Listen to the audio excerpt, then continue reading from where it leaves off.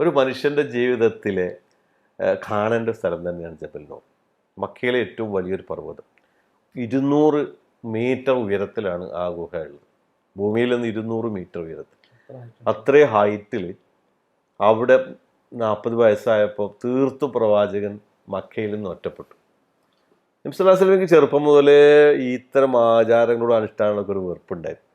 ഒരു പക്ഷേ അള്ളാഹ് എന്നെ പ്രവാചകനെ തട്ടിമാറ്റി ഇങ്ങനെ കൊണ്ടുവന്നു, ഇതൊന്നും കാണിക്കാതെ ഒരു പ്രത്യേക പരിഗണന കൊടുത്ത് ഒരു സ്റ്റേജിലെത്തി, ഒരു പാകതയായ ഒരു സമയത്തിയപ്പോൾ നബി സല്ലല്ലാഹു അലൈഹി വസല്ലമയ്ക്ക് എന്നെ തോന്നി തീർത്തും ഒറ്റക്കെട്ടിക്കണം. അങ്ങനെയാണ് ജബൽ നൂറിൻ്റെ മുകളിൽ പോയത്.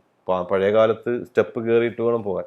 നമ്മൾ മുട്ടുംകാല് പൊന്നിച്ചാൽ മൂക്കയിൽ മുട്ടും, അത്ര സ്റ്റെപ്പ് കയറിയിട്ടാണ് അതിൻ്റെ മുകളിൽ. അപ്പോൾ അവിടെ ഇരിക്കാനുള്ള ഒരു കാരണമുണ്ട്. ഒന്ന്, അതിൻ്റെ ഇടയിലൂടെ നോക്കിയാൽ കാബ കാണാമായിരുന്നു. കാബ ഭയങ്കര ഇഷ്ടമായി. ഇപ്പൊ അവിടെ കുറെ ബിൽഡിങ്ങുകൾ വന്നതോടുകൂടി ആ ഒരു മറിഞ്ഞ് ഇങ്ങനെ പോയിട്ടുണ്ട്. പക്ഷെ നബിക്ക് കാബ ഭയങ്കര ഇഷ്ടമായിരുന്നു. പ്രവാചകൻ അന്വേഷിച്ച് ആര് വന്നാലും കാബയുടെ ഭാഗത്തുണ്ടെന്ന് പറയും. അപ്പൊ നബി അവിടെ വെച്ചിട്ടാണ്, അവിടെ നിന്നാണ് കാണാം. അപ്പൊ അത് ഇവിടെ ഇരുന്നാലും കാബ കാണാം. പക്ഷെ കാബ കാണുന്നു. അപ്പൊ അവിടേക്കാണ് മാലാഖ വരുന്നത്.